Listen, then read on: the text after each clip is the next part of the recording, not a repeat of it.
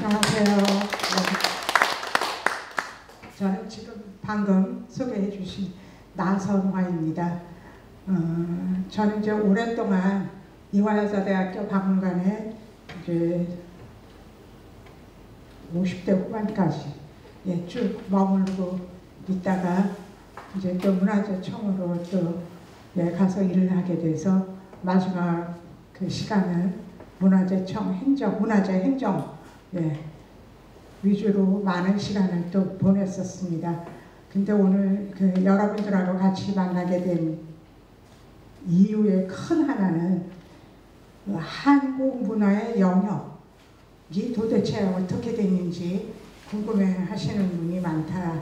이제 그런 말씀을 듣고 다른 거 다 제하고 남겨져 있는 문화재가 얘기하는 얘기만 한번 보자. 이제 그렇게 그 방향을 설정을 했습니다. 여러분들이 여기 지금 국립 대구박물관도 있고요. 또 대학박물관도 있고 그래서 박물관을 자주 찾아가시죠? 가서 유물을 보시죠. 전시된 유물을 보시지 않습니까? 이제 보면은 이게 신라 거구나, 가야 거구나, 고려 거구나, 조선 거구나 이 정도는 다 인식을 하고 계시죠. 그런데 이 대구라는 그 지리적인 위치가 가지고 있는 우리 역사 중에서 어쩌면은 가장 중요한 부분이 바로 삼국시대 또는 사국시대 신라와 가야의 고분이 많이 분포되어 있던 것이 경상북도입니다. 경상북도인데 그 고분이 위치되어 있다는 사실을 일찌감치 일제강점기부터 누가 관심을 가졌겠습니까? 결국은 일본의 역사하는 분들을 중심으로 하고 또 수집가들을 중심으로 해서 그 삼국시대 고분들이 많이 도굴을 당했습니다. 그래서 그 도굴을 당해서 그 시대 고분에서 가장 많이 나오는 게 흙으로 빚은 그릇 톡입니다. 그 톡인데 그 톡이들 가운데에 이게 가마에 구워서 올린 온도가 1000도씨까지 올라가야만 회색 경질로 물 한 방울 새지 않는 단단한 도기 항아리가 만들어지고 또 도기의 제기가 만들어지고 그래서 그게 고분에 수장이 되면서 20세기, 21세기에 오는 우리가 지금 그 유물을 볼 수 있게 됩니다. 그러니까 저 같은 전공을 한 사람은 뭐냐 하면은 고대에 남긴 물건을 가지고 보면서 그 시대 문화, 그 시대 사람들의 사상, 그 시대 사람들의 어떤 묘제, 뭐 이런 것들을 통해서 문화가 어디서 어떻게 흐르는가 이런 것들을 이제 보게 됩니다. 이제 그런 게 단수일에 된 거는 아니고요. 제가 박물관에 있은 게 35년이니까 굉장히 오랜 세월 있었습니다. 그 박물관에 있으면서 제가 관심 갖게 된 것 중에 하나가 바로 삼국시대 가야의 독이었어요. 그러니까 독이라는 단어를 사용할 때에 용업공학적으로 생각하면 700~800도 이하에서 구운 게 우리가 이제 톡이라고 붙이는데 그리고 1000도씨 되면 완전 독이죠. 그런데 이제 고고하게 모든 책에는 그냥 톡발에서 쓰고 있습니다만 1000도에 넘는 고온에서 구운 도기의 많은 그 형태의 제기라기보다 부작품이죠. 부작품이 1000년을 넘어 1500년을 넘어 이 땅에 그대로 묻힌 대로 깨지지 않고 출토되는 경우도 굉장히 많습니다. 그러니까 그 고분을 불법으로 땅을 파서 그 유물을 꺼내서 파는 거죠. 그걸로 생계를 이어가는 인구들이 생기기 시작했습니다. 일제강점기 이후. 그러면서 이게 불법으로 출토된 토기들이 곳곳에 이제 수장이 되게 됐죠. 근데 저희 그 이화여자대학교 박물관에서 제가 처음 만난 유물이 바로 이 삼국시대 독인데 신라가야의 토기였습니다.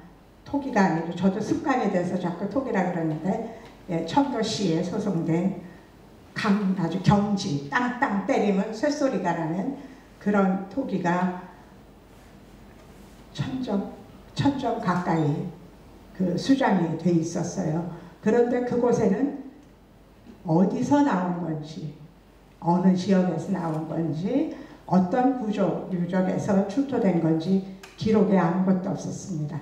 그렇지만 그거를 봤을 때 이게 삼국시대 고군에서 나온 건데 확실한 출토지는 모른다. 그렇지만 어떠한 유형의 것들이 만들어졌는지를 분류할 필요가 있다. 이렇게 생각해서 여름방학이면 그걸 끌어내서 정리하고 또 그 다음에 여름방학이면 또 끌어내서 정리하고 그렇게 하면서 그 삼국시대 도기하고 제가 가까워졌죠. 그러니까 제 머릿속에 가야토기, 신라토기가 머릿속에 딱 들어온 거죠. 그리고 80년대 중반에는 경주 지역에서 천마총 98호 고군을 비롯한 대규모의 토기가 아니라 대규모 고군의 발굴이 시작이 됐어요. 공식적인 문화재연구소, 각 대학 박물관. 그래서 저희 이화여자대학교도 여자대학이지만은 여자조사원으로 100% 구성된 여자 발굴단이어서 어떤 분들이 그렇게 말하더라고요. 낭자 군단님들이 오셨네요. 여성 군단님 아니고 낭자 군단님들이 와서 땅을 판다. 그러면서 저희한테 굉장히 많이 경주 지역에서 친절하게 해줘서 굉장히 즐겁고 보람있게 지냈던 때가 이제 80년대였습니다. 그때에 공식 발굴하면서 신라의 도기를 또 많이 보게 됐습니다. 그러니까 신라 도기와 가야 도기가 어떻게 다르다 하는 것을 미리 인식을 할 수 있었습니다. 여러분들이 박물관에 가셔서 언제든지 많이 대하게 되는 것이 삼국시대 도기입니다. 그런데 그게 여러분들의 머리에 다 들어있진 않죠. 지나가면서 보기도 하고 고려청자를 보기도 하고 조선백자를 보기도 하고 또 조선시대 문인들의 멋진 서화들을 보시고 그러느라고 도기에 집중하지는 않았죠. 근데 저는 그거를 양식 분류를 하려고 그러고 어떻게 해서든지 출토지를 예측해서 비교하려고 하다 보니까 남들보다는 좀 더 많은 시간을 받습니다. 그런데 어느 날 그리스어과 교수가 외국어대학교 그리스어과 교수가 이렇게 자그마한 모임에서 만났는데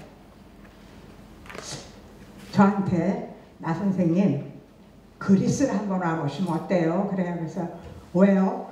그리스에 뭔가 우리나라와 비슷한 게 있는데 사람들이 아무도 모른다는 거예요. 뭐 고고학자도 부르고 다 불렀는데 아무 얘기도 안 하고 갔다는 거죠. 저보고 한번 와서 보는 게 어떻겠냐. 제가 박물관에 오래 있었기 때문에 저 사람이라면 그 물건에 대해서 알 수 있지 않을까 해서 한 부탁이었습니다. 그래서 마사지치고 그리스를 향했습니다.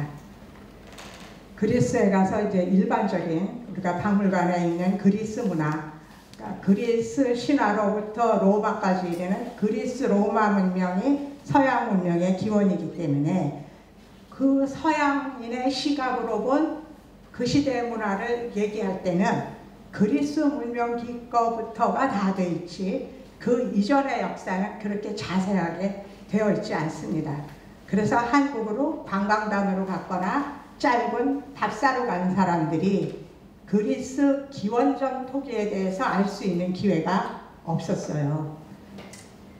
그래서 모르는 상태였어요. 저도 많이 모르는 상태였는데 그리스에 딱 들어가서 모든 사람들이 예상한 대로 그리스 신화부터 그리스의 그 건물들, 석조 건물들 그런 걸 이제 보게 되지 않잖아요. 그걸 보면은 제가 그리스에 딱 첫 번째 발자국을 들여놨을 때 느낌은 경주 같으네 그렇게 느꼈어요.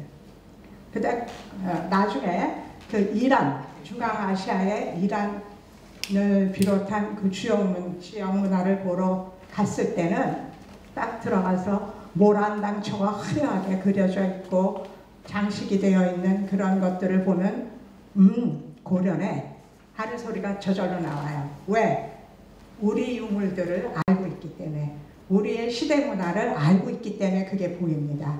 근데 그걸 모를 때는 이란에 가서도 아무 감흥이 없고요. 또 그리스 가서도 그냥 저 사람들의 서양 문화인가 보다 이제 이렇게만 생각했죠. 근데 제가 그리스에서 느끼는 거는 그리스에 이게 돌로 쌓은 벽이 있죠. 석벽. 우리도 돌로 담장 같은 거 이렇게 싸잖아요. 근데 그 돌 모양대로 이렇게 그대로 파서 만드는 거랭이 기법이라는 게 있어요. 지금도 우리가 좀 오래된 사찰의 벽은 거랭이 기법으로 하죠. 근데 그리스에 딱 사적지에 갔는데 벽이 거랭이 기법으로 되어 있는 거예요. 그래서 아니 그리스도 돌쌓기를 우리랑 똑같이 했네? 이렇게 느꼈습니다. 그래서 그리스 유적지가 있는 곳에 가서 딱 쓰면은 느낌이 경주 같네 소리가 나오게 되는 거죠. 그런데 이제 어느 날 하루 이제 조사를 하고 뭐 답사를 하는 중에 어느 날 하루 그 아테네에서 배를 타고 산토리니라는 섬으로 간다. 이제 이런 계획이 있어서 배를 타고 산토리니 섬으로 갔어요. 우리가 아는 산토리니 섬은 신혼여행 가장 가고 싶은 곳 첫 번째로 그게 여러 사람들이 굉장히 좋아하는 그런 곳이니까 관광지로도 유명하네요. 그래서 굉장히 그 큰 배에 유람선에 가득 찼죠. 관람객이 가득 찬 배를 같이 타고 가서 내려서 그 산토리니 섬에 들어갔어요.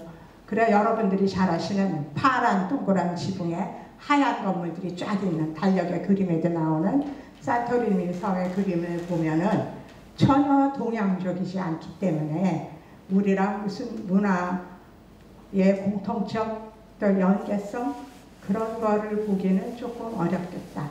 그렇게 생각이 듭니다. 그래서 저도 그런 생각으로 갔어요. 근데 그리스에서 배 타고 힘들게 가서 그 산토리니 섬에 들어가니까 아주 조그마한 전시관이 있어요. 그래서 그 전시관에 저는 박물관 사람이니까 전시관에 들어갔죠. 딴 사람들은 안 하는데 저는 들어갔어요. 들어가서 딱 보는데 토기들이 토기보다 온도가 좀 낮은데 노란색에 주황색으로 그림을 문양을 그린 약간의 연질이죠. 온도가 낮으니까 그 연질의 토기들이 쭉 전시가 되어 있는데 아니 왜 이 토기가 우리 거랑 똑같이 이런 생각이 딱 들어요. 다른 사람은 몰라요. 한국에서 가야신라 토기를 본 사람은 금방 알 수 있어요.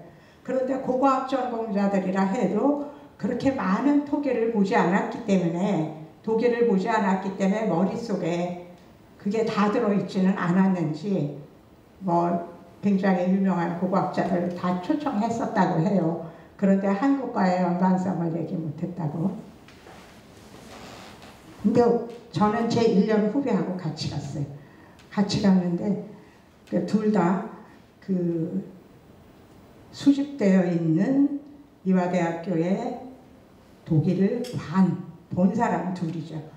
둘이 같이 거기 들어가서 그 토기를 보는 순간 얘네들이 왜 여기 있어? 그럴 정도로 우리 삼국시대 도기와 똑같은 그런 형태를 가지고 있었어요. 그래서 왜 얘네들이 있을까? 그리고 그 라벨에 붙어 있는 걸 보니까 BC 1600, 기원전 1600에서 BC 400, 400년 동안에 그 문화기에 만들어진 톡이다. 그렇게 설명이 돼 있어요.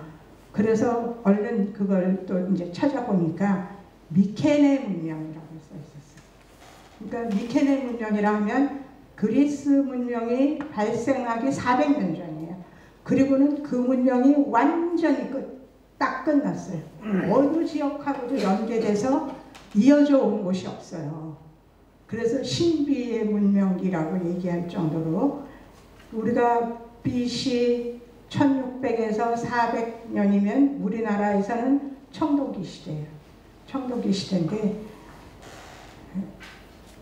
그런데 청동기 시대에 어떻게 삼국시대 도기의 형태와 똑같은 걸 만들 수 있었을까? 너무 신기했어요. 저는 너무 신기했어요. 그리고 이제 물어봤어요. 주변 사람들한테.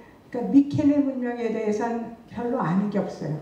그게 나온 거 하고 이제 그 섬 안쪽에 고분이 이제 큰 돌로 지은 고분이 있는 거 하나 공개되어 있는 거 그런 거 외에는.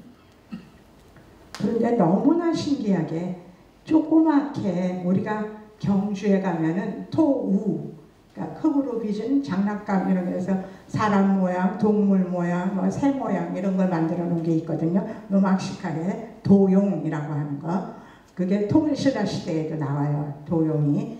그런데 여기 미케네 문명기를 설명하는 그 시대에도 거기에서 산토리니에서 출토된 도용이 있는데 어머 이게 경주 거랑 유사하네.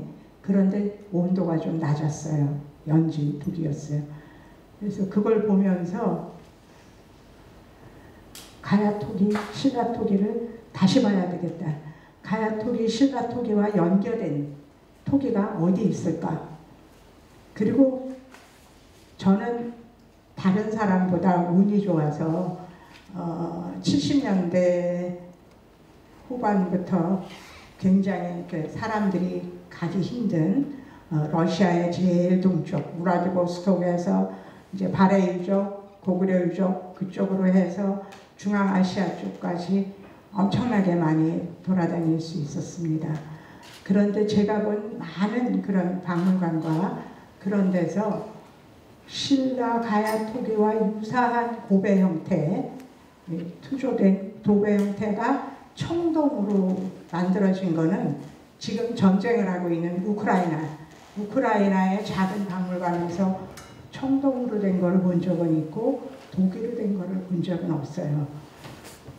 그런데 그리고 한참 더 지나서 몇 년 후에 흑해연안을 다니게 됐어요. 근데 흑해연안 주변에는 로마 시대층, 그러니까 기원을 중심으로 해서 기원 후 100년 사이에 그 로마 시대 층을 발굴한 그런 유적지들을 보존하고 공개한 곳이 있습니다. 관광인들은 찾아갈 수가 없지만은 조금 그쪽 연구자를 통해서 가시면 그런 유적을 갈 수가 있는데 그 유적에는 중요한 유물은 이렇게 조금 유리장에 넣어서 이렇게 보여줘요. 그런데 그 흑해연은 또 스페인 바르셀로나의 도심에 또 발굴을 했는데 그 유적도 보존이 돼 있어요. 거기에도 유리장 안에 딱 하나 뭐가 놓여 있어요. 뭐냐? 우리 신라 가야의 토기와 똑같은 회색 경주 도기 항아리. 지금 뭐 경주에서 얼마든지 흔하게 보는 목이 짧은 둥근 항아리가 스페인 바르셀로나의 그 유적 거기에 딱 전시가 유리장 안에 돼 있고요. 그 다음에 흑해연안에 그 로마 시대 층 발굴 유적에서 다 염질토기예요. 출토된 게. 근데 딱 한 점 가야 도기와 비슷한 신라 도기와 비슷한 그런 형태의 고배가 딱 이렇게 따로 딱 전시가 됐어. 이런 게 나왔다. 그러니까 그거는 굉장히 귀한 사례고 연질의 그런 도기는 많이 흔한 사례였어요. 그만큼 도자기 만드는 가마의 온도를 1000도까지 올려서 굽는 거는 열 관리 기술이 뛰어난 기술이어야 돼요. 첨단 기술이어야 돼. 그 기술에 의해서 만들어졌던 그 독일을 봤던 겁니다. 저는 봤기 때문에 산토리니 섬에 갔을 때 이게 형태는 똑같은데 소성 방법은 이 지역의 옛날식으로 온도가 낮게 구워졌구나 하는 것을 알게 됐어요. 그래서 이 미케네 문명하고 아시아 대륙 미케네 문명이 있는 산토리니 섬은 서양 지중해 유역이에요. 지중해 해상 거점 중심으로 시발이 되어 있는 동지누라에 그게 점점 이제 동진에서 아시아 대륙 동쪽 끝에 누가 있냐? 바로 가야신라가 있죠. 그 가야신라에 와서 높은 온도에 구운 경질의 도기가 많아지는데 그 시간의 차이가 엄청 큰 거죠. 기원전 1400에서 BC, 기원전 400년 동안이 미케네 문명인데 우리 경주, 대구, 뭐 이쪽 경상북도 이때에 나오는 고분에서 도기는 기원 후 5세기, 6세기죠. 1000년의 시간의 갭이 있는데 그 1000년의 시간 갭 후에 이 한반도 아시아 대륙 동쪽 끝에서는 회색 경질, 고온 소성의 꽃이 만들어졌으면 1000년 동안 중간에 어디 이게 거쳐왔을까. 근데 지금까지 고고학적으로 어디서 출토됐다고 되어 있는 것이 없습니다. 그러니까 저는 그냥 얼핏 생각에 해상 루트다. 해상 루트가 이게 육로처럼 뭐 어떤 정치 집단이 만들어지고 왕궁이 만들어지고 그러면서 고분이 만들어지면서 이게 됐으면 좋았는데 그렇지 않은 상황이기 때문에 우리가 봤을 때는 중간 거점이 없는 거예요. 그래서 저는 이거는 해상 세력이다. 이제 그런 생각을 하게 됐습니다. 이게 또 더 많은 자료가 출토가 되면서 바뀔 수 있죠. 바뀔 수 있지만 제가 본 바에 의하면 그렇습니다. 그래서 제가 이제 다시 우리나라를 생각해 보게 됐어요. 우리나라가 위치해 있는 지리적 환경. 우리나라는 삼면이 바다입니다. 그러니까 어떤 바다와도 연결하죠. 서해안, 황해는 아주 두 개의 큰 문화가 흐르죠. 선사시대의 문화서부터 시작해서 역사시대까지 끊임없이 문명 소통로가 됐던 곳이 바로 황해, 우리의 서해입니다. 거기에서의 교류에서 끝나는 걸로 알고 있었고 조금 멀리 가야 오키나와, 그 동남아까지도 가지 않는다 이렇게 생각을 하고 있었는데 그 생각을 바꿔봐야 되겠다. 해상 거점을 이용해서 온다면 많은 시간을 거쳐서 유라시아 대륙의 동쪽 끝까지 해로를 이용하면 올 수 있지 않을까. 이제 그런 생각이 바뀌었습니다. 가능하다. 삼면이 바다니까. 그리고 북쪽으로는 유라시아 대륙이 바로 실크로드입니다. 그러니까 아시아 대륙 동쪽 끝에 있지만 우리나라는 유라시아 대륙의 동서문명이 소통되는 육로의 문화와 그 다음에 바다를 거쳐서 오는 해상 거점을 통한 다양한 문화와의 접속된 여러 가지 문화 요소가 우리한테 이룰 수 있다라는 결론을 갖게 된 겁니까. 조금 무리라고 생각하실 수 있는데 물건, 유물을 보고 바로 어떻게 유사한지를 아는 사람 눈에는 그게 읽히더라고요. 그래서 이제 시작이 된 얘기입니다. 그래서 이런 자연의 지리적인 조건이 아시아 대륙 동쪽 끝에 아주 작은 규모로 자기의 정체성만 가지고 정착을 했던 문화가 아니다. 우리는 한국 문화는 지금까지 우리는 한국 문화가 그냥 중국 문화의 아주처럼 그렇게 생각하고 그냥 그 주변에 일본이나 중국이나 뭐 조금 가까운 지역하고만 교류를 했지 크게 하지 않았고 멀리 나가는 게 오키나와 산별초 때에 오키나와까지 산별초군이 가거든요. 거기에서 청자가 오키나와에서 청자 파편이 많이 나와요. 이쪽에서 오키나와 건립 시기 때 고려 13세기 14세기 초 때 그러니까 그 오키나와 고고학 연구소 소장이 저보고 여기 왜 청자가 나오냐, 고려 청자가 왜 나오냐. 그래서 내가 산별초지 그랬어요. 산별초의 해상 거점의 하나가 오키나와까지다. 거기까지는 확실하기 때문에 나올 수 있다. 그러니까 누구라 그러면은 아실만한 분인데 그분도 하는 얘기가 와닿으시고 나도 그렇게 생각한다. 그래요. 그래서 이 해상을 탄 문화교류는 끊임없이 있었던 겁니다. 근데 그걸 몰랐고 아시아 대륙 동쪽 끝에 있는 나라가 지중해 문화와 연결이 되리라고 생각해 본 적이 없어요. 그래서 그 산토리니 섬에서 나온 토기를 봤을 때 벌써 주저앉을 수밖에 없어요. 이게 어떻게 된 거지? 그리고 놀랐던 겁니다. 그래서 오늘은 그 사진을 여러분들한테 보여드리려고 합니다. 그러니까 우리가 역사를 얘기할 때 대개 기록에 의한 역사를 하게 되면 그 기록을 하는 저자의 생각과 저자의 환경과 그런 데 따라서 또 저자의 관심, 거기 상황에 따라서 굉장히 좁혀진 그런 내용을 읽게 되죠. 또 의도가 있으면 그 의도에 또 이렇게 따라가게 되는 그런 게 있어서 객관성이 적다라고 얘기할 수 있습니다.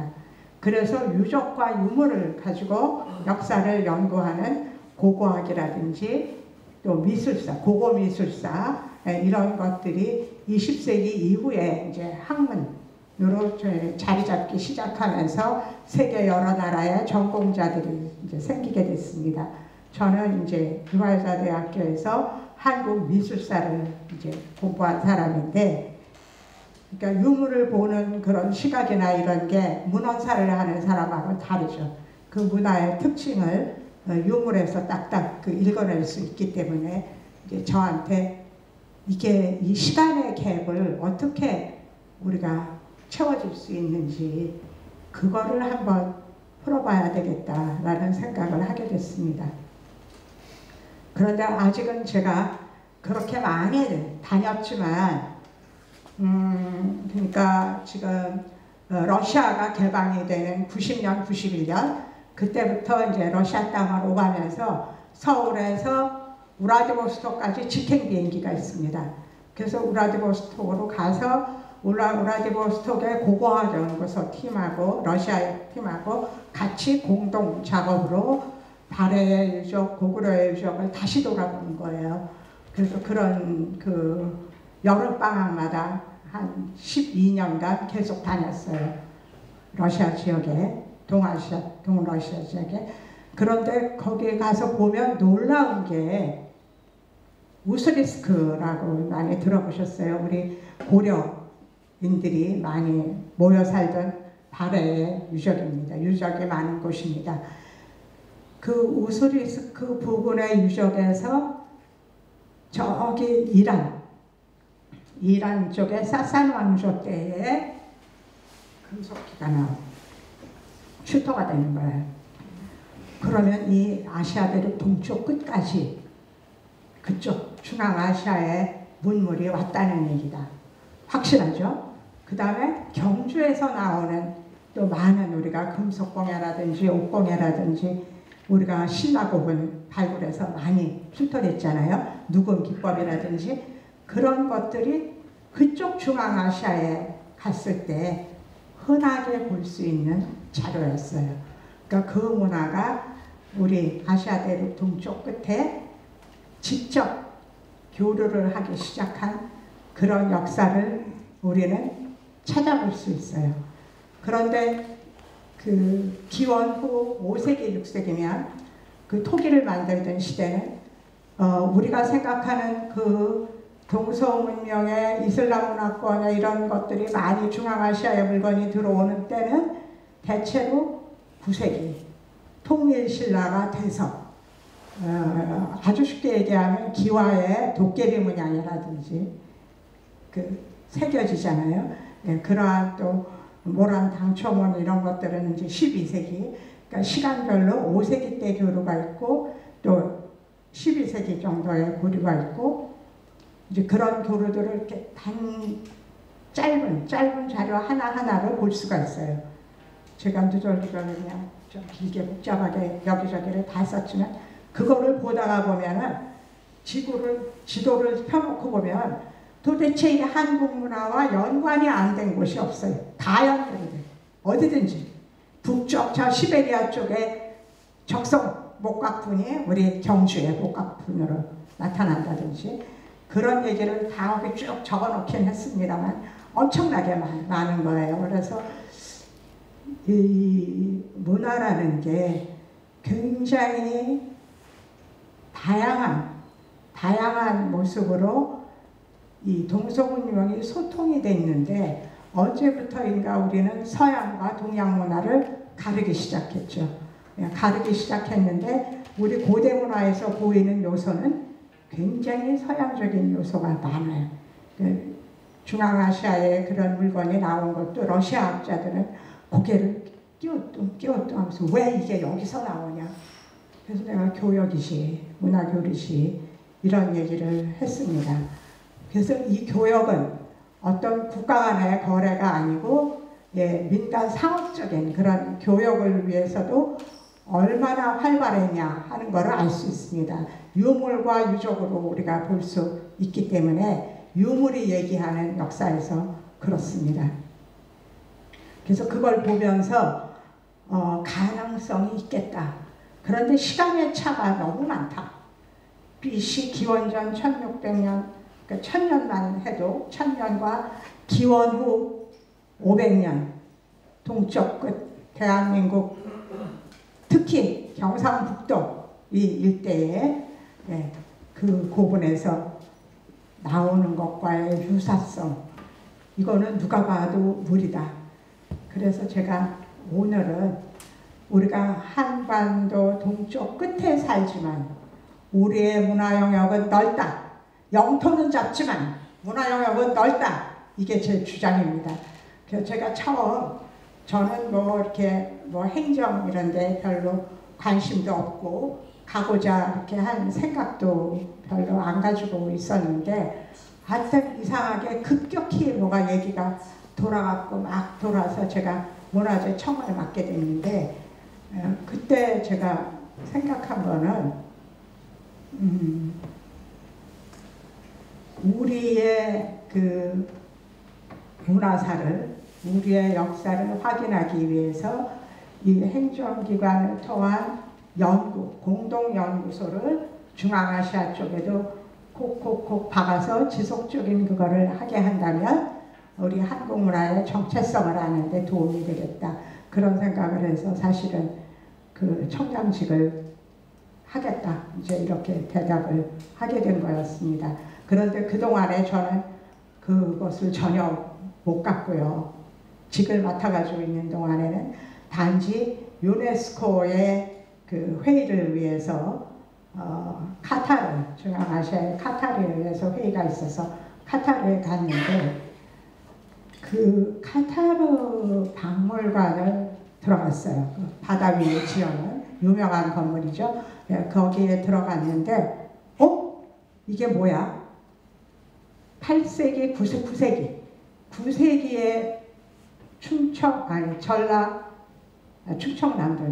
충청남도 지역에서 나온 토기 항아리가 있어요. 주름무늬 토기 항아리가 있고, 약간 이렇게 짤룩한 병이 꼭 아라비아인들의 옷처럼 이렇게 바지 이렇게 해서 그런 선이 보이는 그런 요런 작은 토기 항아리들이 나온 게 있는데, 가마터가 있었어요, 그때는.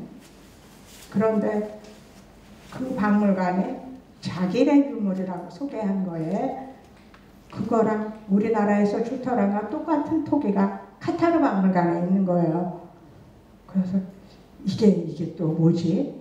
그러니까 이가 해양 루트는 우리가 전혀 몰라서 이거를 모르는구나. 이제 그렇게 얘기하고, 그때 이제 우리는 중앙아시아와의 교류가 많지 않았었어요. 그래서 제가 이 지역하고 활발하게 하기 위해서는 이쪽 중앙아시아 지역하고도 우선 소통하는 게 필요하겠구나 이렇게 생각을 했습니다. 그래서 그 카타르의 문화부 장관이 그 카타르 국왕의 누이 동생 장관을 하고 계신 여자인데, 미국에서 듀크 대학에서 이제 하기도 하고 그런 역사에 대해서 굉장히 해박해서 많은 관심을 갖고 있더라고요. 그래서 얘기를 하면서 제가 한 얘기가, 내가 확실하게 본 거는 당신네 박물관에 전열되어 있는 톡이다. 그 똑같은 게 우리 한국에서도 출토된다. 당신이 한번 한국을 와라. 와서 우리의 박물관도 보고 한국의 문화적인 걸 본다면 한국과 중앙아시아의 공통점을 읽을 것이다. 나는 내가 여기 와서 우리의 문화의 공통점을 여러 가지로 느낄 수가 있었다. 한번 오시라 이렇게 얘기했습니다. 그랬더니 그 카타르 재단이 전 세계에서 미술품을 가장 많이 사는 아주 큰 문화재단이에요. 그 재단의 이사장은 국왕의 어머니세요. 그 어머니가 결국 오셔서 우리나라 이제 박물관, 미술관 다 이제 돌아보고 가셨거든요. 이렇게 우리가 문화 교류의 역사만 알아도 굉장히 우리는 외교적으로도 가까워져요. 그 카타르의 체육부 장관이 월드컵을 이제 카타르에서 하기 전이에요. 그때는 하게 되면서 우리가 이제 이렇게 월드컵을 하게 되니 이 더운 지역에 축구장을 만들었다. 다 온도를 다 조절해. 계속 가서 보여줘서 봤는데 깜짝 놀라겠더라고요. 그 사막에 축구장을 만들었으니까.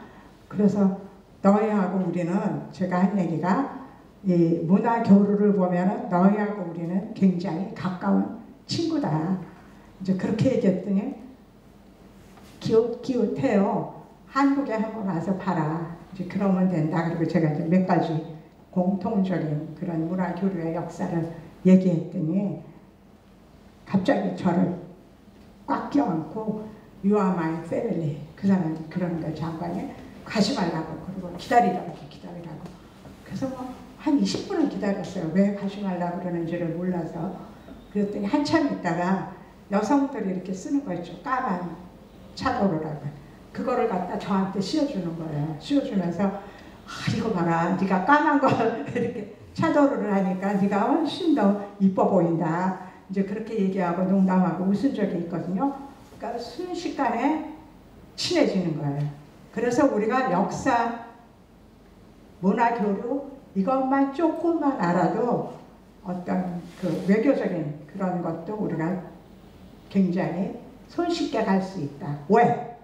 고대부터 우리는 교류해왔던 역사가 있고 제 몸에 유전자가 그게 흐르고 있고 그 사람 몸에도 동서문명의 소통의 유전자가 흐르고 있기 때문에 저는 쉽게 소통이 된다. 이렇게 봤던 겁니다. 그래서 제가 이제 오늘 여러분들하고 얘기할 거는 그다음 사진을, 그 미케네 문명의 토기 사진을 본 사람이 별로 없을 거예요. 제가 진열장에 있는 거를 막 찍어서 사진 상태가 안 좋습니다. 하지만 그거를 여러분들한테 소개해서 기원전 1600년에서 400년 미케네 문명이 뭐라고 잘 설명되어 있지도 않아요. 짧아요. 그 토기가 우리 이 대구 주변에 가야신라의 토기의 형태와 똑같다 하는 거를 한번 같이 보시고 생각해보자. 그런 생각해서 오늘 사진을 가져왔습니다.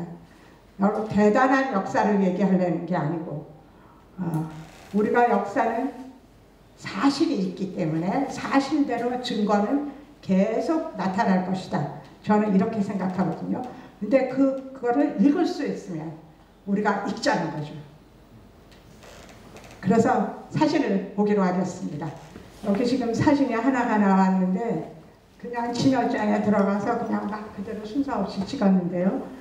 이게 밑에 발이 높은 고대라고 이렇게 높은 대가 있는 발이 있고 이런 사발 형태인데 옆에 손잡이가 우리는 하나로 되어 있고 여기는 두 개로 되어 있어요. 그리고 여기에 갈색으로 철분이 있는 흙으로 그림을 그린 안에 문양들이 연판잎이라고 하는 우리가 얘기에다가 이 문양들이 낯설지 않은 거예요, 저희한테. 그런데 그 소성 온도는 굉장히 약해서 부드럽습니다. 부드러운 상황에 이걸 보면은 신라의 유대, 대가 있는 발 모양의 이 손잡이만 빼면요. 그래서 너무나 똑같아서 왜 이렇게 우리랑 똑같지? 그리고 이제 또 하나를 보여드리는데 이거는 뭐냐 하면 뭐라고 상상이 되시나요? 신라 토개를 많이 보신 분이 있나요? 가야 토개를 많이 보셨나요? 유사한 게 있습니다. 예, 이 가운데 조그마한 잔 가운데 구멍이 뚫려 있어요. 그리고 이 밑에 대가 전체가 뚫려 있습니다. 그러면 여기다 기름을 부으면 밑에 기름이 다 차죠. 그리고 여기 심지를 뽑으면 하나, 둘, 셋, 넷, 다섯, 6개의 불꽃이 펴지는 등잔이에요. 넓은 공간을 비칠 수 있는 등잔인데 이게 가야고본에서 1000도씨 넘는 독일어는 우리나라에서 출토된 바가 있어요. 박물관에 가서 보실 수 있습니다. 이걸 보고 제가 깜짝 놀랐어요. 어떻게 이렇게 똑같을 수가 있나. 근데 이거를 모르니까 안 되는 거죠. 이 컵을 보면 그 신라 토기나 가야 토기에서 나오는 잔 형태와 똑같은데 겉은 이렇게 생기고 여기하고 그 구멍을 통해서 올라가게 되어 있는 측면 사진입니다. 그리고 이제 또 이게 합 같은 그릇의 뚜껑인데요. 합은 우리가 조선시대에도 많이 쓰여지는 게 되는데 예. 위에 꼭지, 손잡이 꼭지 예. 이런 것까지 보면 통일신라 그러니까 8세기 중반, 9세기 그 사이에 합 형태가 많이 나타나게 되거든요. 그런 때 나오는 저 손잡이하고 유사한데 이게 신라 토개나 가야 토개의 모습을 아는 사람한테 보이고 모르는 사람한테는 안 보이는 그런 요소죠. 이것도 이제 그 작은 그 호의 뚜껑인데 이게 위가 손잡이고요. 이렇게 형태가 되어 있는 이런 그 S자의 형태가 너무나 그 중앙아시아적인 선을 가지고 있어요. 절대로 중국적이지 않아요. 중국 이런 거 하나 없습니다. 근데 우리 신라에는 있는 거예요. 가야에 있는 거예요. 그러니까 이 선이 너무나 똑같아서 제가 그때 유물 정리할 때 이런 형태의 그 우리 회색 독일을 보면서 아 이거는 우리나라 게 아닌 것 같아 이렇게 생각해요. 중앙아시아적인 요소였던 겁니다. 그리고 이제 이것도요 이렇게 목이 이제 좁은 그런 병과 뚜껑이고 그러니까 이런 거 조금 그냥 저런 것들이 지중해 문명에 있었구나 하는 것만 인식하시고 세계 어디를 다니셔도 박물관이나 이런 데서 봤을 때 혹시 유사한 거를 보시면 저한테 좀 알려주십시오. 제가 이렇게 얘기합니다. 여러분들이 여행 가셔서 이런 걸 보신다면은 예. 이것도 지금 보면은요 그 위에 꼭지에 찍혀있는 저게 사방으로 나눠서 만든 저거는 꼭 우리 조선시대 떡판 모양 같죠. 예, 이 윗부분이요. 그리고 아랫부분에 이게 물결무늬. 예, 이것도 우리 삼국시대 토기 또는 이제 근현대의 옹기 항아리까지 거의 유사한 그 문양대입니다. 그 다음에 이제 이거는 목이 긴 건데 이거는 우리한테 별로 많지 않아요. 많지 않은데 나중에 고려시대에는 고려 청자로 이렇게 목 긴 병이 만들어지기도 합니다. 이게 위에 문양도 보면요. 이 삼각선대 또 이제 저렇게 사선으로 쫙 이렇게 그려진 예, 이게 포인트가 잘 안 보여요. 이 사선무늬 이런 거는 독일에는 물론이고 분청사기까지도 연결되는 두 공통점이 있는 그런 문양대입니다. 그 다음에 이제 진열장에 있는 거 상태를 해가 비친 재로 돼서 그러는데 여러 가지 그 손잡이가 있는 형태나 이런 것들은 제 눈에는 굉장히 낯익은 형태들입니다. 여기 보면은 금방 아실 텐데요. 경주에 가시면 토기 항아리 전시를 많이 보게 되고, 그러니까 유대 장경호, 목이 긴 장경호, 그리고 이제 대가 있으면 유대, 대가 없으면 그냥 장경호. 그런데 장경호의 원형 같은 것들이 기원전 1600년에서 400년 사이에 지중해 문명에 있었다. 확실하게 우리가 알 수 있습니다. 그리고 이제 그 지역의 다른 것들을 보면은 하얀 칠을 하는 백토를 입히는 기술, 그런 게 벌써 있었다. 우리는 백토를 입히는 거가 토기에서 가끔 칠을 입히다가 나중에 이제 근대까지 넘어오는데요. 여기도 보면은 이제 이것도 장경호죠. 목이 길고 옆에 손잡이가 있고 선문양이 있고, 그 다음에 그 손잡이가 있어서 유대 장경호도 몇 개씩 보이고요. 또 합도 좀 보이고 그렇습니다. 그래서 가시면은 경주에서 토기를 많이 보신 분은 금방 알 수 있고요. 이 삼각선문이 이렇게 막 나오는 거는 그 통일신라기에 들어가면서 출토되는 토기에서 굉장히 많이 볼 수 있죠. 기하학적 문양에 이런 것들이 어찌 보면은 동양적이지 않아요. 서구적인 그런 요소죠. 그게 우리 토기와 이제 또 이런 물경문의 중에서 이제 이렇게 꾸불꾸불한 이런 문양들, 이것도 우리 토기에 많이 나오는 문양이고요. 그리고 이제 제일 좀 그 놀라웠던 게 합인데요. 이게 합인데 앞뒤가 다 편편하고 뚜껑이 딱 덮이는 게 고려 청자에서도 만들어지만 조선시대에까지도 우리는 합에다가 또 나무함으로도 합에다가 뭘 닫고 그랬죠. 그런 요소. 그리고 옆에 이 가운데 항아리를 보면은 고려의 매병의 선과 형태와 굉장히 유사한 거를 느껴서 그 문화의 전통과 교류 이런 거는, 그 다음에 이제 목긴병 이런 것들이 저를 좀 놀라게 했어요. 이거를 그리스 지중해 중에 지중해 산토리니 섬에서 만나다니, 그것도 기원전. 그래서 저는 우리 역사가 단순하게 보는 역사가 아니다, 그런 생각을 하게 됐습니다.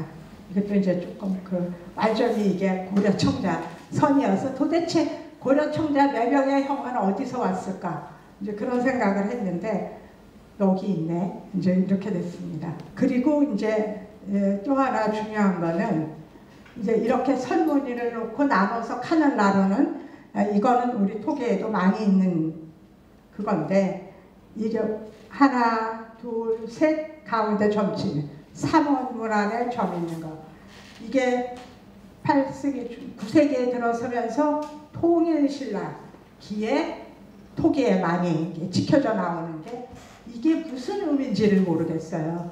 그런데 이제 나중에 알게 됐는데 지중해의 여러 섬들이, 그러니까 한 통치권 안에 들어있는 게 아니고 각 섬들이 이제 연합 그런 상태로 돼 있잖아요.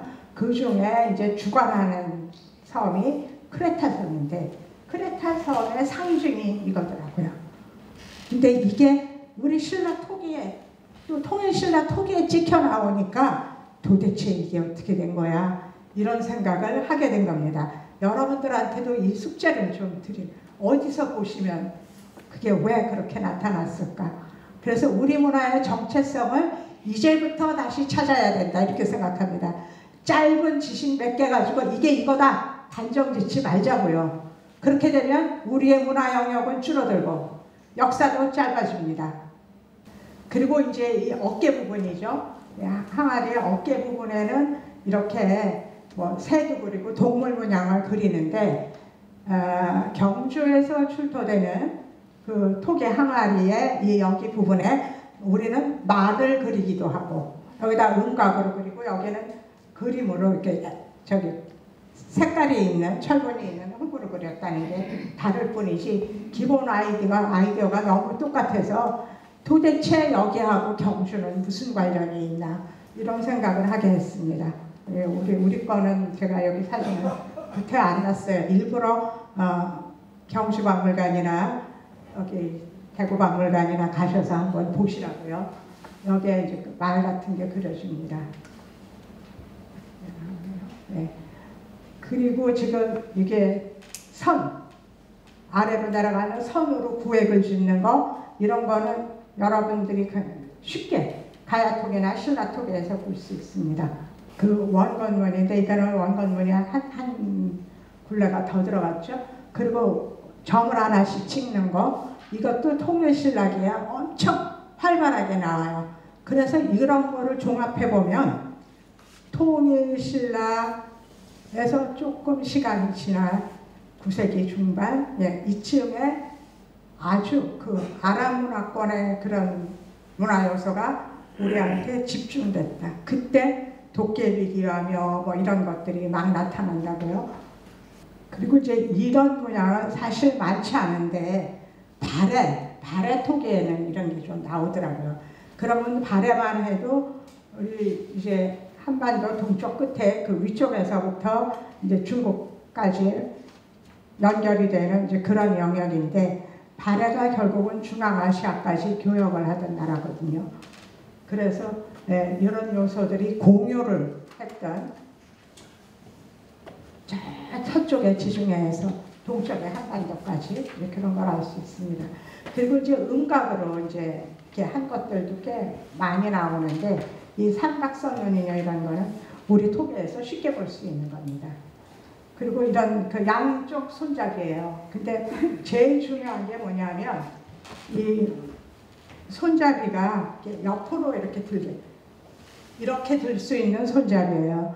근데 신석기 시대, 청동기 시대에 우리 아시아 대륙에서 저런 토기가 나오면 이거는 우리나라 고조선, 고구려, 북방계라고 생각하는데, 여기에 이게 옆으로 손잡이가 나오더라고요.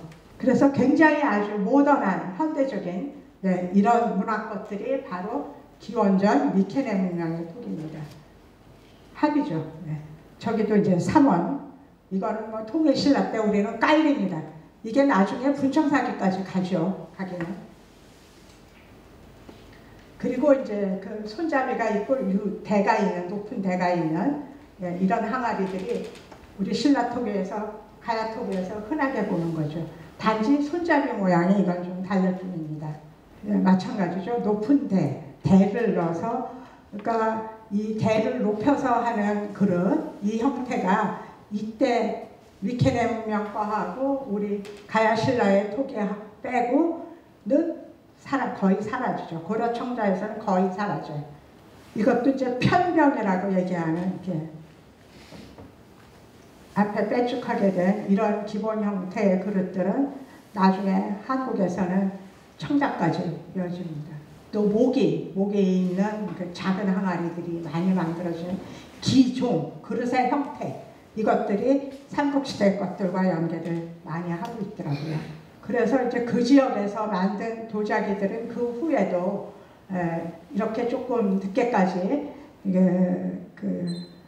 자기로 가기 전에도 이제 저런 그림을 그렸는데, 그것들의 그 기본 아이디어, 이렇게 한쪽 손잡이 이렇게 돼 있고, 이런 것들이 고려 청자의 형태하고도 연결이 돼 있어서 이게 교역을 통한, 상권을 통한 교류를 통해서 끊임없이 일어나고 있었던 문화 교류를 우리가 몰랐을 뿐이다. 이런 결론입니다. 이것도 마찬가지예요. 목긴병, 이건 청자에 많아요. 토기에도, 우리나라 토기에도 많아요. 자꾸 이제 원건을 계속 강조한 거는 저게 과연 클레타 섬의 본부를 얘기한 걸까? 아니면은 다른 의미가 있는가? 이제 그런 생각을 해봅니다. 그렇죠. 이거는 유리로 만들어진 거죠. 그쪽 중앙아시아 쪽에서 이란 쪽에, 이란의 유리가 굉장히 아주 유명해가지고 그 유리 항아리들이 경주 98호 곱은 현마총 이런 데서도 출토되죠. 이게 딱 그냥 그림만 없으면 신라 토기 항아리예요. 특히 이거는 비례가 통일신라 시대. 여기에 나타나는 그 문양들이 더구나 이제 이렇게 네모로 두 번째 칸에 삼각선문, 원건문 이런 건 토기에 나타나는데 저게 메소포타미아 문명에서 나오는 그런 우리가 개울이라고 표현하기도 하는 그런 문양하고도 연결되어서 그 형태뿐만이 아니라 문양에서의 상징성 또한 우리가 공유했던 게 아닌가 그런 생각이 들어요. 근데 시간의 차가 엄청나게 많죠. 그리고 이제 색깔인데요. 그러니까 검은색하고 빨간색을 주로. 그러니까 고구려 토기까지는 이런 게 겉으로 칠해지면서 문양이 새겨진 일이 있습니다. 그리고 이제 조금 우리가 저런 식의 꽃판 무늬가 나오면 연판무늬라고 생각을 하는데 연판이 기원전 1600년 가능할까? 예. 그래서 문화는 계속 흐르고 돈다. 그런 생각을 하게 합니다. 이렇게 보면은 꼭 그 현대 독일을 보는 것 같은 그거예요. 그래서 유물은 많이 보면 볼수록 그 다양한 얘기를 한다 하는 얘기를 비슷한 거는 지금 거의 이런 류의 문양이 많아지는데 이게 우리한테는 조선시대까지 연계가 됐다는 거가 너무 신기해서 여러분한테 보여드립니다. 보시죠. 다 비슷비슷해서 그게 그거 같고 그게 그거 같은데요. 그 손잡이를 쓰는 똑바로 대를 끼워서 하는 그런 기법이 토기뿐만이 아니라 자기까지 연결됩니다. 이제 동물들이 그려지는 거고 원걸문의 연산이고 이거 같은 경우도 그 손잡이의 모양이며 이런 것들이 왠지 그 서양적인 요소다. 그러면 청자는 이 중국으로부터 우리가 시작했는데 이 형태가 왜 나타나는지 어떻게 접속이 됐을까 또 생각해 봐야 되는 숙제 중에 하나입니다. 다 비슷비슷하다고 생각하실 것 같아서 빨리빨리 보여드립니다. 굉장히 다양한 이 문양들이 아시아 도자기까지 연결되는 문양이다. 기본 패턴이. 그게 미케네 문명이다. 미케네 문명은 BC 400년에 사라졌어요. 아무하고도 연결이 안 된다. 왜? 그리스 로마 문명하고 연결이 안 되기 때문에. 그런데 아시아대륙 동쪽 끝에 한국에서 왜 다시 나타나냐. 이게 너무 많은데 넘어가질 않으니까. 그리고 이제 이런 데서 보면은 그 중앙아시아에 카텐을 친 그런 중앙아시아적인 요소가 좀 보이죠.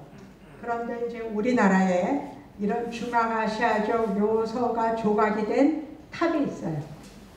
원주, 강원도 원주의 흠법사진, 법천사진. 법천사진의 석탑을 보면 완전히 카텐치고 중앙아시아 사람이 이렇게 있는 아주 특이한 그 탑이 있는데 그 탑을 일본 사람들이 가지고 일본에 갔었어요. 가지고 갔었어요. 그런데 이제 그때 이제 반환운동, 뺏긴 문화재 반환운동이 있을 때 와가지고 경복궁에 이제 오랫동안 있었다가 몇 년 전에 다시 그 강원도 원주 법천사지에 다시 가서 있습니다. 언제 원주를 들리시면 한번 보세요. 그 탑에 조각된 내용은 완전히 중앙아시아 쪽 사람들의 삶의 모습입니다. 그래서 이런 항아리 유형들이 토기 항아리에서 나타나는 유형, 청자에서 나타나는 유형들이 중국에서 볼 수 있는 것들과는 다르다 하는 겁니다. 십자가도 이렇게 걸핏하면 이제 오해가 되는데요. 보면 딱 십자가를 보이죠. 그러니까 발해 유적에서 이 십자가가 나왔을 때 기독교가 여기 먼저 들어왔냐? 이제 이런 얘기가 나와요. 그런데 이 십자가의 상징의 이 시기는 기원전이란 말이죠. 그러니까 이게 십자가가 아닌 다른 상징일 수도 있습니다.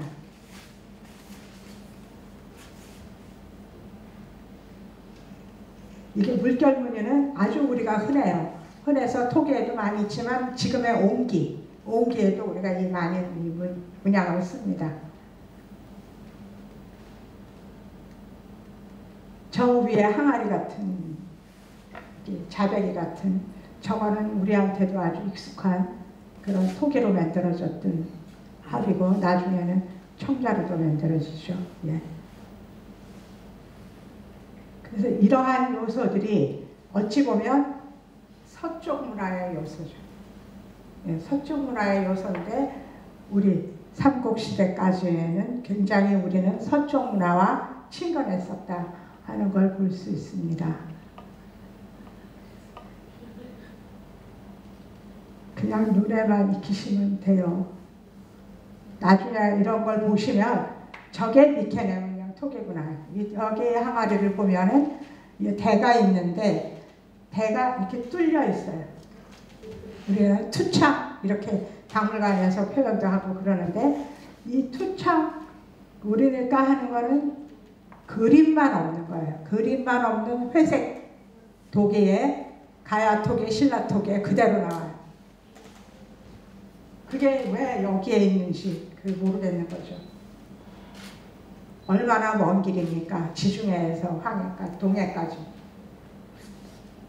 이 주소 투창만 따로 찍었던 거예요. 조금 더 올라갔고 제가. 예.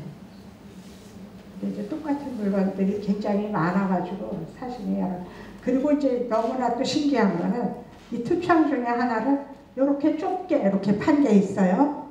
그런데 가야 토기 중에 저런 게 똑같은 게 있어요. 그러니까 가야 토기하고 연계를 짓기에도 시간적으로 1000년의 시간. 1000년 동안 어디를 돌아서 얘가 왔을까? 그래서 제가 사실은 우리 그 신라 토기들하고 이렇게 같이 엮어서 이렇게 했었어야 되는데 그렇게 하는 것보다 이거를 익히고 가서 우리 경주박물관에 가셔서 신라 토기나 가야 토기를 한번 보시면 더 좋을 것 같아요. 다 비슷합니다. 밑에 투창 있는 것도 같고, 예, 그런 것들이 너무 많아서 그리고 이제 더구나 이제 더 이상한 거는 이건데요. 여기가 다 뚫려 있잖아요. 중간이 뚫려 있는데 이게 무엇을 담았다고 볼 수가 없단 말이죠. 이게 뚫려 있기 때문에. 그런데 이제 뭐가 하나 있냐면 고려 청자 중에 저렇게 다 뚫어서 조각을 한 야외에서 앉는 의자 스툴이 있어요. 청자 스툴이 그거 같은 거예요. 이 사진을 이제 그만 보셔도 될 것 같습니다. 그리고 여기서 이제 또 하나 작은 그 손잡이에 그런 작은 그 항아리 이런 것들을 또 이제 고려 청자까지 많이 나오는 거죠. 그래서 이제 우리의 역사를 역사 영역을 다시 생각해 본다면 우리가 고조선 영역을 한반도의 북쪽으로 해서 저렇게 이제 부여의 영역을 넣고 몽고 쪽으로 이렇게 은나라 영역까지만 이렇게 정하고 있는데 저 지중해 문명은 어디를 통해서 어떻게 왔을까? 바로 여기 해안선을 통해서 오지 않았을까? 그래서 중간에 흔적이 남지 않은 게 아닌가 이런 생각을 해보게 됐습니다. 이게 어느 걸까요? 이게 오리 모양이죠. 오리 모양. 오리 모양인데 이게 우리의 거예요. 그래 가야의 거고요. 회색 경질이라 굉장히 쇳소리가 나게 단단한데 저렇게 투조하고 그런 거에 이거를 이제 그 액체를 담을 수 있는 그런 기형으로 만들어져 있고 높은 대가 있고 이게 우리가 이제 4세기 더 지나서 이제 5세기, 6세기까지 이어지는 그 토기입니다. 그리고 이제 이런 그 물건을 쓰는 그림들 이런 것들이 다행히 이제 고구려 벽화고분의 부분 부분적으로 남아 있고요. 그 연판문이나 이런 것들이 꼭 불교만은 상징은 아니어도 우리가 이제 쓸 수도 있겠다. 왜냐하면 이미 오랜 그 기원전에 있었기 때문에. 그래서 이제 이 사람들의 그 모습이며 이런 건물의 이런 것들을 보면 여기에 지금 말각천정이에요. 둘을 점점 이렇게 팔각팔각 사각사각을 엎치해서 이것들이 그 위케네 문명이 있는 그 섬의 유적지 중에 한 곳을 가면 이제 고분이 남아 있는데 말각천정이 있다. 고구려에 있는 이게 있더라고요. 그러면 이 고구려 문화는 아시아 대륙 동쪽 끝에 북쪽의 문화가 아니고 동서문명을 소통하는 유라시아 대륙의 그 길이, 실크로드의 길이 이 교역의 자리고, 이제 또 한 길이 해양 길이고, 두 개의 문화 루트를 가지고 있었던 게 한국이다. 그 이제 벽화의 그림들 얘기고요. 벽화 그림에서 또 많은 얘기를 하게 되는데 그것도 핀트가 좀 안 맞아서 이렇게 줄여서 나중에 이제 말각천정을 하게 되는 그런 무덤의 이제 실적도가 우리가 비슷하기 때문에 비교가 가능합니다. 아까 그 말각천정에 이렇게 시작해서 이제 들어가는 거고요. 거기에 그려져 있는 그 그림들을 보면은 이제 사냥하는 그림들, 이런 거 중심인데 그 중에서 굉장히 그 아시아적이지 않은 그런 것들이 이제 나무 형태나 뭐 이런 거라고 주장하는 사람도 있습니다. 이런 그 신전에 이런 그 기둥같이 이제 그렇게 얘기하는 사람도 있고요. 이건 이제 인도의 그 석조에서도 이런 부분이 있는데 유적이 많이 있는데 이게 우리하고 아무 상관이 없을 것 같은데 이게 그 크레타 섬에 남아있는 유적의 것과 유사해서 이 인도로 이제 왔던 그런 상황을 얘기할 수 있고요. 지금 그 산토리니 섬의 부분인데요. 산토리니 섬이 이렇게 막 그 험한 바위 위에 세워진 그거고 밑에는 바다예요. 그리고 섬의 3분의 2가 없어졌어요. 그러니까 일부분만 남고 없어지고 미케네 문명이 끝났는데 그냥 완전히 사라졌기 때문에 알 수가 없다 이렇게 돼 있어요. 그 세계사에는. 그런데 그것이 화산 폭발이다 이제 이렇게 얘기하는 학자들이 있습니다. 이거는 이제 피라미드 얘기인데요. 이 피라미드가 이제 이게 7단계로 되어 있는 것들이 이집트 아닙니까? 아프리카에. 이집트인데 이러한 기법이 우리 고구려 고분에는 있다는 거죠. 그 북방 이목미는. 그래서 이 유라시아 대륙을 넘나드는 그런 문화의 줄기들이 우리한테도 있다. 이제 그런 얘기입니다. 이 답사단들이 많이 가긴 하지만은 이게 그리스예요. 아까 보시는 것처럼 이게 돌벽을 쌓는데 이렇게 돌 모양대로 이렇게 쌓는데 거랭이 기법이에요. 이게 우리나라 사찰에 걸고 가면 바로 볼 수가 있습니다. 왜 그 그리스랑 우리가 공유를 했을까? 이것도 뭐 사실은 그런 그 부처님들의 옷주름 이런 것들이 이쪽 로마 문명하고도 연계가 된다는 거는 뭐 잘 알고 계시는 거니까 그 얘기를 안 하겠습니다. 거기에 쌓여진 그 바깥 배경, 그리고 이제 돌로 이렇게 건축을 나무로 하는 게 아니고 돌로 하는 게 우리의 석탑이죠. 석탑도 우리도 그리스와 같이 돌로 건축을 하는 역사는 석탑으로 얘기할 수가 있고 석굴암 얘기할 수 있죠. 이것도 지금 그 석탑인데 이 석탑에 나타나 있는 조각들의 표현 방법이 굉장히 릴리프가 강하고 그 천인들의 세계가 불교적인 것보다 더 좀 그리스적인 그런 요소가 많은 거여서 이런 석탑을 만들 고려가 또한 그 아랍 문화권과 강력하게 문화 교류가 있었다. 그게 고려 전반기입니다. 예, 이런 거는 뭐 잘 아시는 것처럼 예, 중국 묘나라, 금나라의 다탁 형식이고 이 다층의 목축성탑이 이런 것도 결코 우리는 늘 한옥을 얘기하면서 이런 것만 얘기하다가 보니까 예, 이런 다양한 문화의 얘기는 안 하고 있어요. 자꾸 잊어버리는 거죠. 머릿속에 박혀져 있지 않아가지고. 그런데 우리도 그 현란하게 장식적인 그런 거였다는 게 고분 벽화나 이런 데서도 잘 나타날 수 있어서 지금까지 남아져 있는 거는 저런 정도의 목조로만 남아있는데 이것이 한국 문화를 대표한다라고 얘기할 수 없다죠.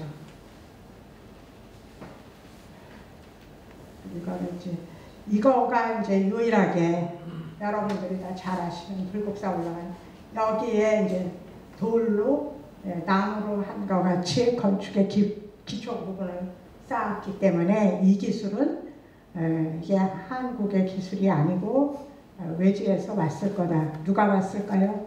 이슬람 세력이 아니겠냐.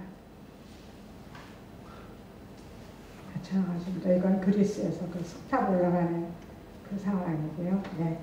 그래서 이거는 이제 그 발해 유적인데요. 우라디보스토크를 조금 나면 거대한 성이 팔각 또 사각 이러한 성으로 지금 여러분들이 우라디보스토크로 와서 뭐 우스리스크나 이런 쪽으로 좀 가다가 보면은 발해 유적을 쉽게 만나게 되는데 아무것도 없이 성벽만 남아 있어요. 여기에서 그 사산 왕조의 거울이 나온다든지 그러면 이게 아시아 대륙 동쪽 끝인데 중앙아시아의 유물이 출토된다는 거죠. 그리고 또 하나는 우리 그 부여 쪽 공주 쪽에 보면은 벽돌로 고분을 쌓는 구조가 몇 개 나오죠. 벽돌 모양의 모전 석탑같이 이게 이제 인도 영향으로 그런 거를 이제 주로 얘기하는데 조금 더 일찍 봐도 좋을 것 같고요. 예. 이런 요소들이 옆판에 이런 요소들도 일찌감치 그 시작이 돼서 이 해양 문화권을 통해서 많이 우리한테 영향을 미쳤다. 이 붉은 기둥의 주출 기둥의 나무 기둥의 표현도 산토리니 섬의 미케네 문명기 직후 그때는 이런 것들이 거기 벽화로 남아 있더라고요. 그래서 비교했습니다. 그래서 지금 이렇게 우리가 영토는 작지만 문화 영역은 넓다. 이 경주의 목각적석분의 대형 부분들도 전부 우리가 북쪽 초원지대에서 북쪽으로 가서 볼 수 있는데 그 서쪽까지도 연결이 된다. 그리고 이제 우리가 그 고분에서 나오는 인물들을 보면은 이 칼이며 금이며 이런 것들의 세금 기법이나 이런 것들이 제가 본 거로는 우크라이나의 작은 박물관에서도 숱하게 봐서 그 육로를 통한 교류 또한 적지 않다 이렇게 얘기할 수가 있습니다. 그래서 우리나라가 뭐냐 하면은 어느 한쪽의 문화만 갖고 이런 나라가 아니고 다양하게 동서남북으로 다 길을 열어서 다양한 문화권과 교류를 했던 나라여서 영토는 작지만 문화 영역은 넓다라는 표현을 제가 쓰고 있습니다. 이거를 보시면은요, 아까 그 미케네 문명의 것처럼 검은 철분이 많은 검은 그 안료로 칠을 하는 그거와 유사한 게 이게 기원전 2000년이 앙소문하고요. 이거하고도 교류가 결코 멀지 않죠. 가깝죠. 이거는 동남아시아 이제 크메르 쪽의 얘기고요. 로마도 마찬가지예요. 로마도 저런 물동이, 손잡이 이런 것들이 미케네 문명의 토기하고 크게 다르지 않아요. 근데 큰 영향을 준 게 없어요. 크게. 이거는 이제 그 제가 이제 이 동서문명 소통을 얘기하는 자료 중에 하나인데 이게 우리나라 항아리 같죠? 근데 이게 로마 거예요. 기원호. 그래서 저는 이거 보고 깜짝 놀랐습니다. 이게 이집트에 그려놓은 항아리인데 이거 외형 또한 우리 항아리하고 똑같죠. 염실토기라는 것밖에 없고요. 또 이제 이게 그 이집트의 그 위에는 까맣게 밑에는 빨갛게인데 고구려가 이렇게 만들었어요. 그러니까 이집트 문화하고 어떻게 연결이 될 수 있냐. 근데 이집트에서 이 중앙아시아 쪽으로 이제 나와서 그 터키 쪽으로 해서 협곡으로 해서 이렇게 들어갈 수 있는 길이 있는데 그 고고학자 하나가 그쪽을 공부하러 가서 제가 그 골목길이 좀 있는지 좀 찾아보라. 어떻게 철기 문명이 우리한테 고구려에 닿을 수 있겠냐. 그 길을 찾았다고 그러더라고요. 좁은 길이라고 그래요. 그래서 가능하다. 이집트 문명에 연결되는 것도 가능하다. 그리고 이게는 그 동남아시아의 여성들인데요. 저 여인들이 이고 있는 항아리들이 우리 다 신라토계, 가야토계 항아리와 똑같아요. 조금도 다르지 않습니다. 그리고 이거는 이제 러시아에서 제가 직접 만났었던 사람들인데 바로 동해안 끝에서 쭉 올라가요. 이렇게 올라가면은 아쿠창은 민소부상인데 이 사람들이 들고 있는 이 토기 항아리들이 완전히 신라 목긴 토기 항아리하고 똑같은 거예요. 신라 세력일까? 고구려 세력일까? 네. 사진은 여기까지입니다. 그래서 제가 여러분들한테 그 말씀드리고 싶은 거는 다른 게 아니에요. 우리의 문화 영역은 넓다. 이 영토에 국한하지 말자. 우리는 영토 국가라고 할 수 없다. 네트워크 국가다. 교역을 하고 문화를 상봉하는 네트워크 국가다. 지금 현대사회는 이 미래에서 가장 네트워크를 어떻게 넓게 가져야 하느냐. 근데 지금은 빠른 정보통신 기술을 가지고 우리가 전 세계와 빠르게 소통하고 있습니다. 지금은 우리가 세계와 더 많이 교류하는 더 활발한 문화교류 소통의 나라가 될 수 있습니다. 그래서 여러분 우리 문화의 정체성을 하나로 국한하지 말고 힘내고 세계인이 다 우리와 소통하는 그런 나라를 같이 만들어 가십시다. 그런 겁니다. 그러자면 폐쇄국가여서는 안 된다. 바다도 다 열고 북로도 다 열고 그렇죠? 실크로드도 열고 해양로도 열어서 그 다양한 문화가 소통하던 현자가 우리 고대 문물에 다 나오기 때문에 우리가 그런 시각으로 역사를 재해석하는 그런 시점을 이 시대에 만들었으면 하는 바람으로 여러분들한테 장시간 좀 지루한 사진을 보여드렸습니다. 아마도 미케네 문명의 토기는 여러분들 머리에 인식이 됐으리라고 생각을 합니다. 감사합니다.